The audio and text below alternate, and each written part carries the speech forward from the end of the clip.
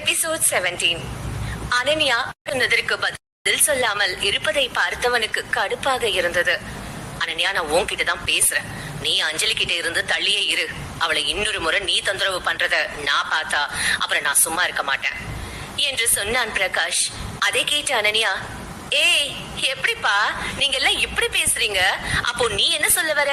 நான் தான் உன் அஞ்சலிய தொந்தரவு பண்றேன் அப்படிதானே என்று கேட்டாள். அவனுக்கு அனன்யாவை பார்த்தாள். இப்பொழுது அவள் மிகவும் மாறிவிட்டது போல இருந்தது. முன்பு இருந்த அனன்யா மிகவும் மென்மையாக இருந்தாள். ஆனால் இப்பொழுது இருக்கும் அனன்யா அதற்கு நேர்மாறாக இருப்பதாக தோன்றியது அவனுக்கு. இங்க பாரு அனன்யா, நீ முன்னாடி இருந்த மாதிரி இப்ப இல்ல.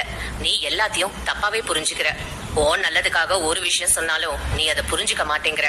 உன்கிட்ட ஒரு விஷயத்த கோவமா சொன்னா நாங்க கெட்டவங்கன்னு இல்ல, நீ நல்லா இருக்கணும்னு தான் நாங்களும் நினைக்கிறோம். அதுவும் முக்கியமா அஞ்சலி, அவ உன்னை ரொம்ப சந்தோஷமா பாத்துக்கணும்னு நினைக்கிறா.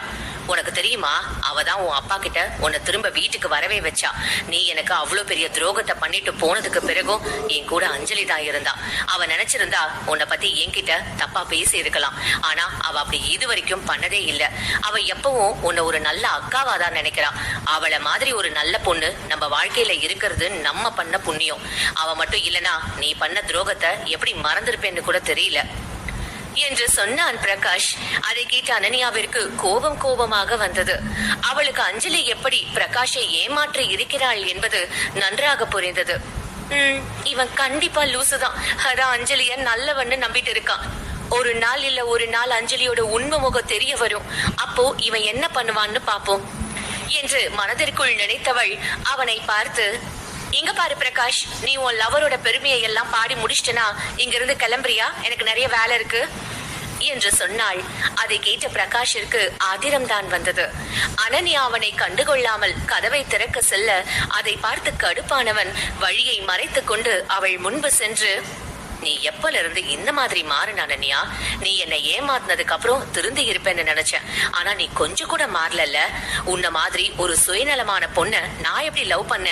என்ன நினைச்சா எனக்கே அருவருப்பா இருக்கு என்று சொன்னான். அதை கேட்ட அனன்யாவிற்கு கோபமாக வந்தது. அவளுக்கு அவர்கள் கடந்த கால காதலை நினைக்க கொஞ்சம் கூட விருப்பம் இல்லை. ஆனால் பிரகாஷ் மீண்டும் படுத்தி அனன்யாவை இன்னும் காயப்படுத்தினான். ஏற்கனவே கடுப்பில் இருந்த அனன்யா பிரகாஷை பார்த்து, நீ என்னை எப்படி லவ் பண்ணன்னு எல்லாம் யோசிக்காத. ஆக்சுவலி நான் தான் உன்னை என்ன யோசிச்சுட்டு இருக்கேன். நீ ஒரு கூமுட்ட தெரியுமா? போயும் அந்த அஞ்சலியை நம்பிட்டு இருக்க. வெக்கமா இல்ல உனக்கு? என் பையனுக்கு 4 வயசு தான் ஆகுது. அவனே அவளை கெட்டவன்னு சொல்றான். ஆனா உன்னால அவ எப்படின்னு கண்டுபிடிக்க முடியல. உன்னை பார்த்தாலே இரிட்டேட் ஆகுது எனக்கு. ஒழுங்கா இங்கிருந்து போ. என் முன்னாடி நின்னு இன்னும் வாங்கி கட்டிக்காத என்று சொன்னாள் அனன்யா. அதை கேட்ட பிரகாஷ் கோபத்துடன், ஹே என்னடி, நானும் பாத்துட்டு இருக்கேன். என்னவோ ரொம்ப நல்லவ மாதிரி பேசுற. நீ தானடி எனக்கு துரோகம் பண்ண. அப்போ நான் தானே ஓ மேல கோவப்படணும். ஆனா நீ என்னவோ நல்லவ மாதிரி பேசிட்டு இருக்க. என்ன மனசுக்குள்ள பத்தினி தெய்வம்னு நினைப்பா என்று கேட்டான். அதை கேட்ட அனன்யாவின் முகம் மாறியது. அந்த வார்த்தை அவளை காயப்படுத்தியதுதான் அது பிரகாஷிற்கும் புரிந்தது. அவன் இத்தனை நாட்களாக மனதில் பூட்டி வைத்திருந்த கோபத்தை எல்லாம் அனன்யாவிடம் வெளிப்படுத்த தொடங்கினான். அனன்யா, நீ உன்னையே ரொம்ப நல்லவன்னு நினைச்சிட்டு இருக்க. ஆனா அது உண்மை இல்ல. நீ ரொம்ப கெட்டவ.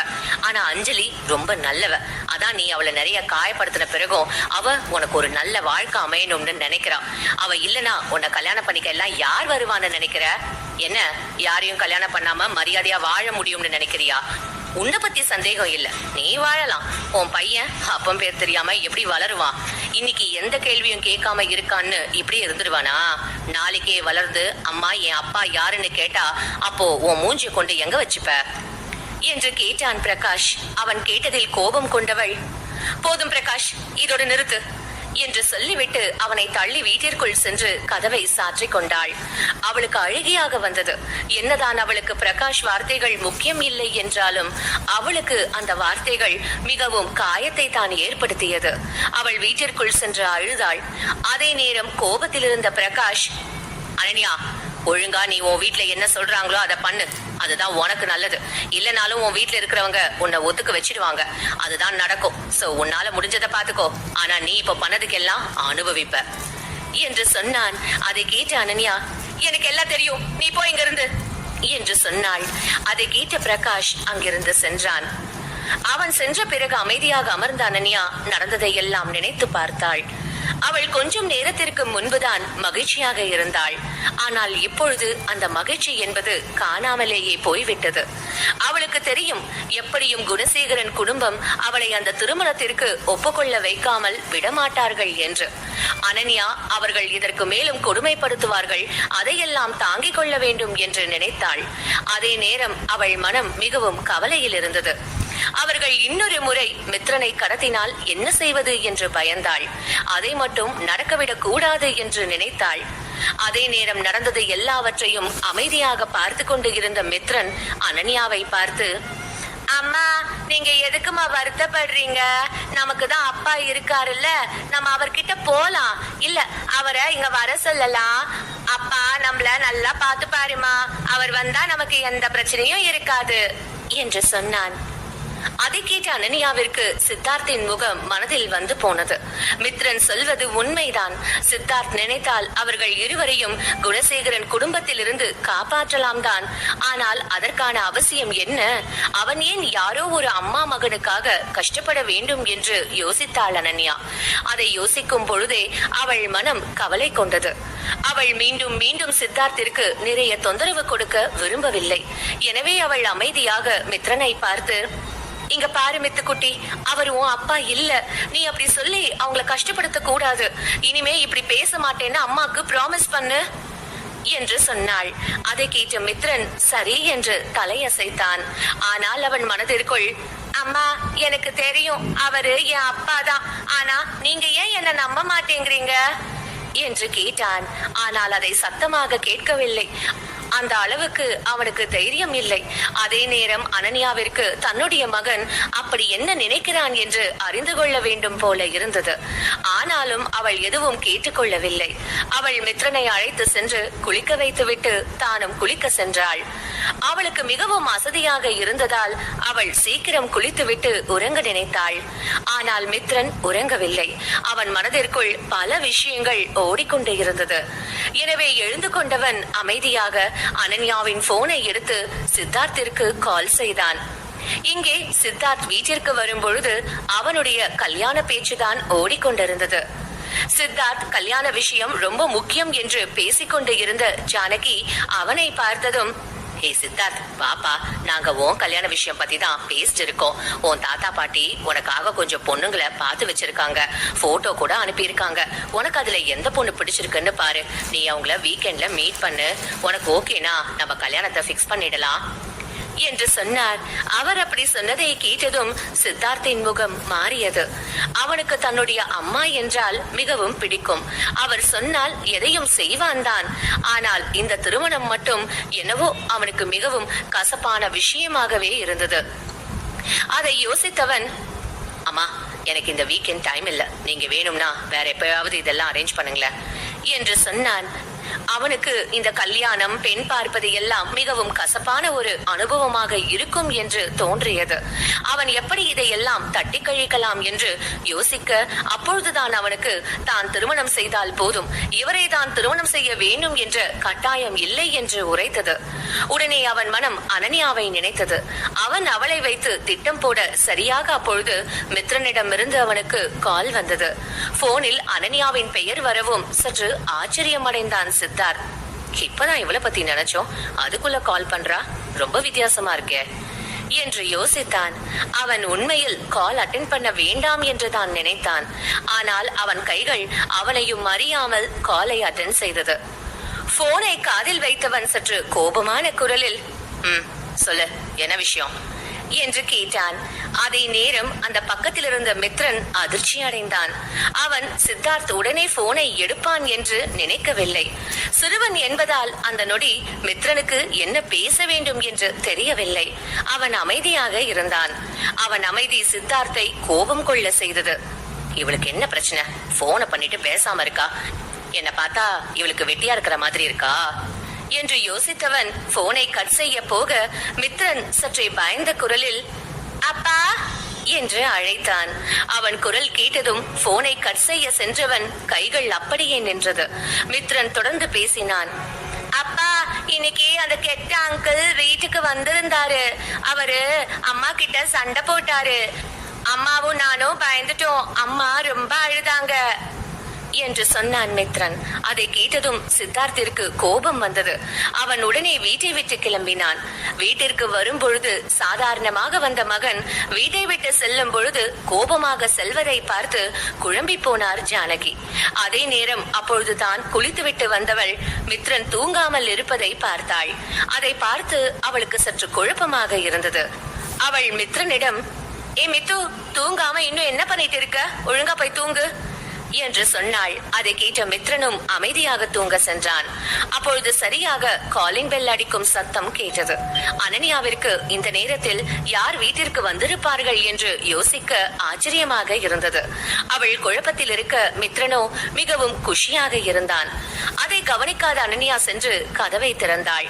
அவள் கதவை திறக்கும் பொழுது சித்தார்த் நிற்பதை பார்த்து அதிர்ச்சி அடைந்தாள். கிட்டத்தட்ட அதே நிலையில் தான் இருந்தான் சித்தார்த்தும்.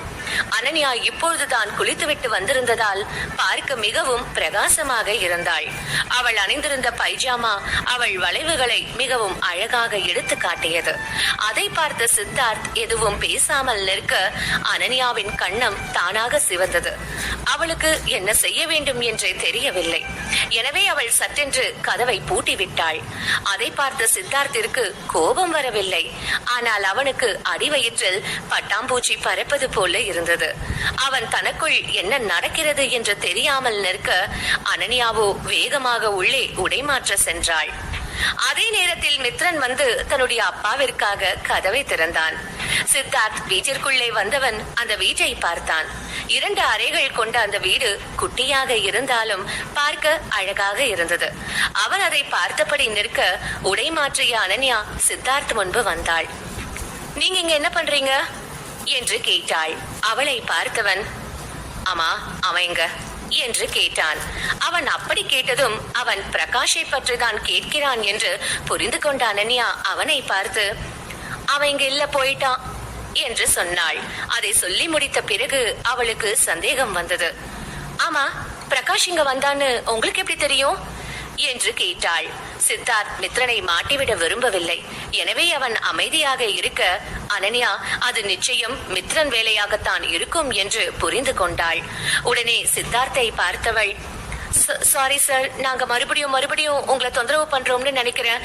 இப்ப அவன் போயிட்டான், எங்களுக்கு எந்த பிரச்சனையும் இல்ல. ஆமா, அவன் தான் அப்பவே போயிட்டானே, அப்புறம் எதுக்கு நீங்க வந்தீங்க என்றாள் அனன்யா.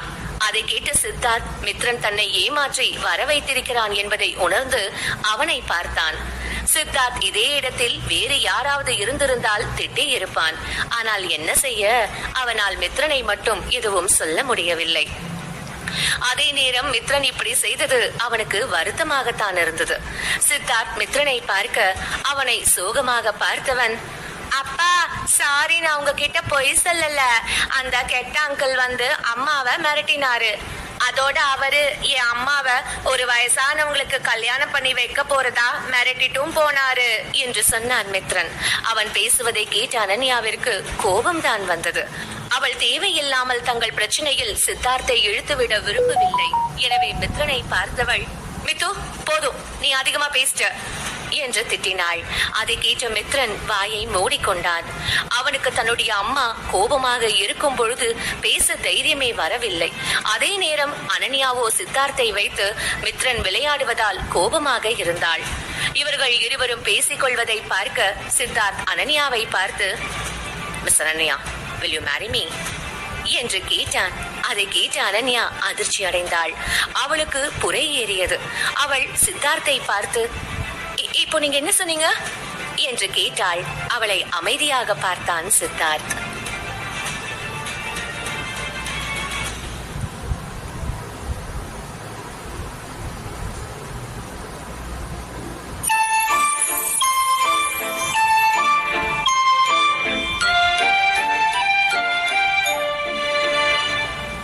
எபிசோட் 18.